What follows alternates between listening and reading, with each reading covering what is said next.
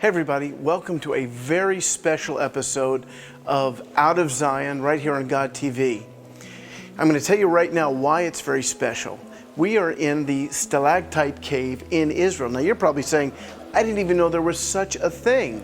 Well, here's what's really amazing. In 1962, my wife's family, they made Aliyah. That means they moved to Israel from Morocco. Her father, Avraham, he found work in a rock quarry right near here in this area called Beit Shemesh. It's called the Hartuv Rock Quarry. When they were blasting one day, my father-in-law and a few other guys, they saw an opening to a cave right up there.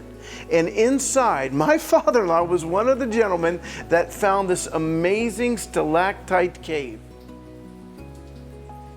Now, inside the cave, what do we have here? We have stalactites. I'm an expert now after today. And stalagmites. A stalactite is when the water drips through the ground from the rain and literally over thousands of years creates this macaroni or these columns pointing down. And then a stalagmite would be the opposite, is that when the water comes down, if there's too much water, it drips onto the ground and it creates a stalagmite. And then what happens, as you can see, is sometimes they meet right in the middle, creating a column.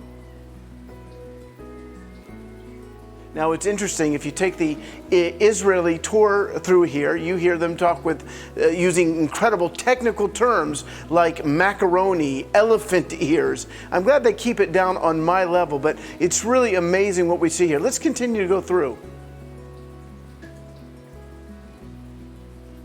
They call the cave the Sorek cave, after the nearby Sorek stream, and it's also called the Avshalom cave in memory of one of the fighters in the War of Independence, Avshalom Shoham.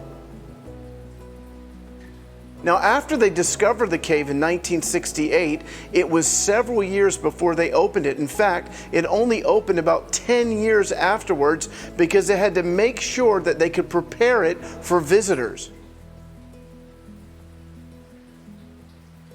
For instance, no flash photography is allowed inside the cave, and special lighting is used so that we can see it that will not harm the rocks. Without rain seeping underground, limestone and roots of plants typical to the region, the stalactite caves would not have formed. The oxygen level in the cave is 16% to 18%, and that's only slightly lower than the level outside, which is 21%. There's one almost column that we saw where the stalactite is almost meeting the stalagmite, and they say that they grow a centimeter every 50 years. So we're waiting, and we might be waiting a while because in that area, only for about 1 month a year is water seeping through the ground. Much of the area remains dry all year round, but if you're in here with me right now, you can feel the humidity. In fact, there is water everywhere. Everywhere we step, everywhere we look, you can feel the deep density of water in the air. The Israel stalactite cave may be small, but it's still considered one of the wonders of the world. And amazingly, my father-in-law was one of the fellows who discovered it. Now make sure you go to God.tv so you never miss an episode.